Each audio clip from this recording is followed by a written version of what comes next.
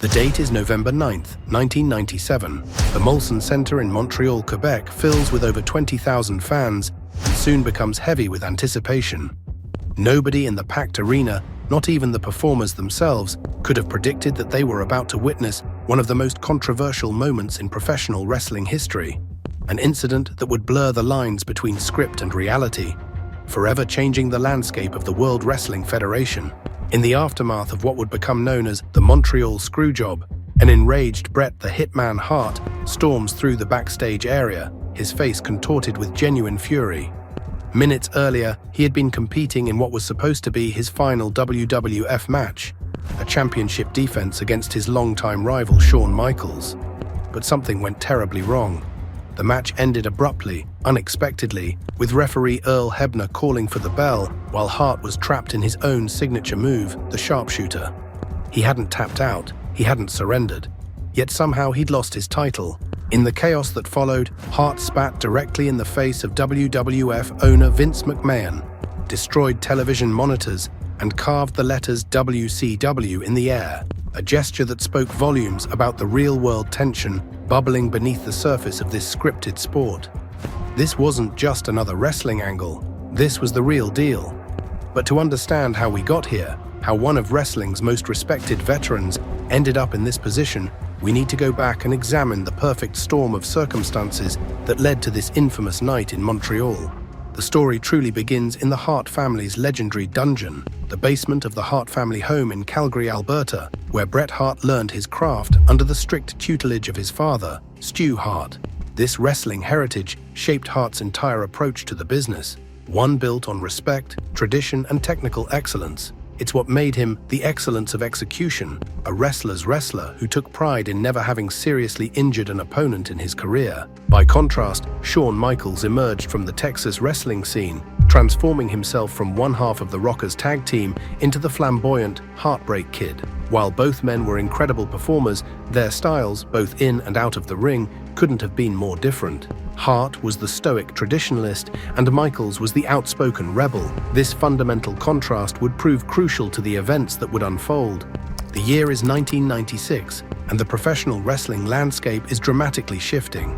The Monday Night Wars between WWF and WCW are in full swing, with Ted Turner's WCW often getting the better of McMahon's WWF in the ratings. WCW's innovative NWO storyline has captured audiences' imagination, and their deep pockets have already lured away several WWF stars, including Scott Hall aka Razor Ramon and Kevin Nash aka Diesel, both close friends of Shawn Michaels. Bret Hart, a 12-year veteran of the Federation, stands at a crossroads. WCW has offered him a lucrative contract worth a reported $3 million per year, significantly more than what he's making in the WWF. Despite this, Hart's loyalty to the WWF runs deep. He's been with the company since 1984, rising from a tag team specialist to become one of its biggest stars. In response to WCW's offer, McMahon presents Hart with a 20-year contract, making him one of the highest-paid wrestlers in WWF history. The contract itself was unprecedented. It would have kept Hart with the WWF well past his in-ring career, transitioning him into a backstage role. For Hart, who had repeatedly turned down WCW's advances out of loyalty to McMahon, it seemed like validation of his dedication to the company. However, by 1997, the WWF's financial situation had deteriorated. The company is losing the ratings war with WCW, and several pay-per-view events have underperformed. The massive guaranteed contracts given to top stars like Hart are becoming increasingly burdensome. McMahon approaches Hart, explaining that the company can no longer afford his contract. He encourages Hart to negotiate with WCW, promising to allow him to leave with dignity. Hart begins talks with WCW, eventually securing a 3-year deal worth $3 million annually. But there's a complication. Hart is the WWF champion, and his departure date is rapidly approaching. The traditional protocol would be for Hart to lose the title before leaving, but several factors make this seemingly simple solution complex. First, Hart's contract gives him reasonable creative control over his final 30 days with the company.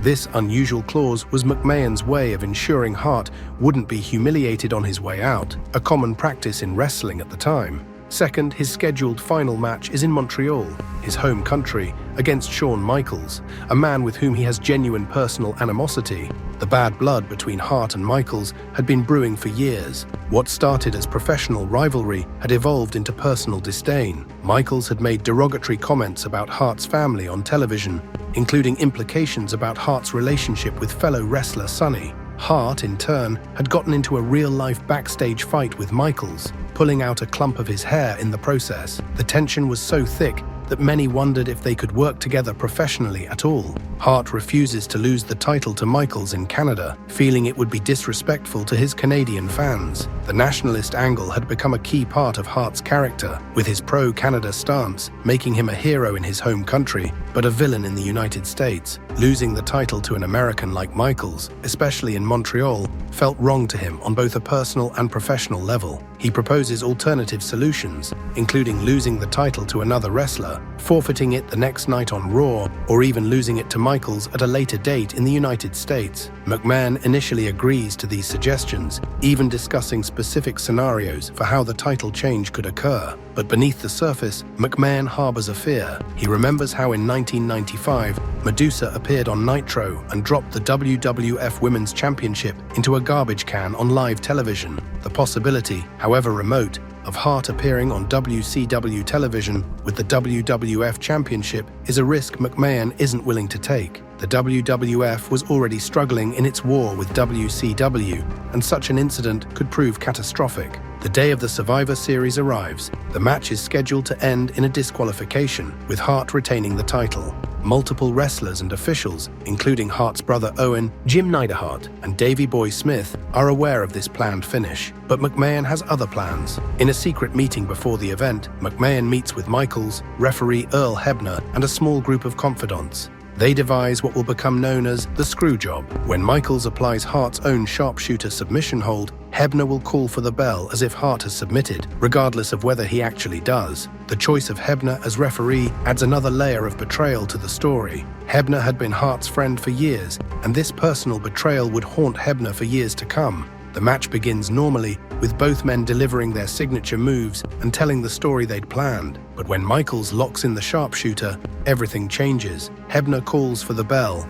Michaels is awarded the championship. The crowd is confused. Hart is furious. What follows is chaos. Hart spits in McMahon's face at ringside, destroys equipment, and makes the WCW gesture to the crowd. Backstage, he confronts McMahon in his office and punches him, giving him a black eye and mild concussion. The incident becomes known as the Montreal Screwjob, and its impact on professional wrestling cannot be overstated. The fallout is immediate and far-reaching. The next night on Raw, McMahon gives his infamous interview where he declares, "Bret screwed Bret," leading to the birth of the Mr. McMahon character, the evil boss persona that would help drive the WWF's comeback in the Monday Night Wars. This interview, delivered with McMahon sporting a visible black eye, would become one of the most memorable promos in wrestling history. The human cost extends far beyond the principal players. Hart's brother Owen remains with the Federation, but dies tragically in an accident less than 2 years later. The British Bulldog and Jim Neidhart, both Hart family allies, eventually leave the company. Earl Hebner, the referee, carries the burden of his role in the Screwjob for years, with many fans never forgiving him for his part in the deception. Hart's WCW run never reaches the heights of his WWF career. The company doesn't quite know how to utilize his talents, and he often finds himself lost in the shuffle of a bloated roster. A severe concussion delivered by Goldberg in late 1999 effectively ends his in-ring career, and he retires in 2000. The bitter feelings between Hart and the WWF persist for over a decade. However, some wrestling historians and fans have proposed an alternative theory, that the Montreal Screwjob was itself a work, an elaborate staged event designed to create controversy and drive storylines. They point to several curious details: the presence of cameras in positions perfect for capturing key moments, including Hart's backstage fury and the spitting incident, the fact that Hart's documentary crew was allowed to film everything that transpired, the convenient timing of the incident, which helped create the Mr. McMahon character that would prove crucial to the WWF's success during the Attitude Era. Yet most evidence suggests the incident was legitimate. Multiple participants, including referee Earl Hebner, have expressed remorse for their roles. The long-lasting personal animosity between the parties involved seems too genuine to be fabricated, and perhaps most convincingly, the damage to relationships and careers appears too severe for a planned angle. It would take 12 years for Hart and McMahon to reconcile publicly. In 2010, Hart returns to WWE programming, burying the hatchet with Michaels and McMahon on camera. He's inducted into the WWE Hall of Fame, and the story seemingly comes full circle. This reconciliation provides a fitting epilogue to one of wrestling's most controversial chapters. The Montreal Screwjob remains a watershed moment in professional wrestling history. It marked the end of wrestling's kayfabe era, where the line between reality and fiction was carefully protected. After Montreal, the curtain was pulled back. Wrestling would never be the same. In many ways, the incident encapsulates everything fascinating about professional wrestling: the egos and politics behind the scenes, the business decisions that affect personal relationships, and the profound impact these elements can have on the lives of those involved. As we look back at that night in Montreal, we're left with a complex legacy. Was McMahon justified in protecting his business interests? Did Hart's pride contribute to his downfall? Could the situation have been handled differently? These questions continue to spark debate among wrestling fans and industry insiders alike. Perhaps the most poetic aspect of the Montreal Screwjob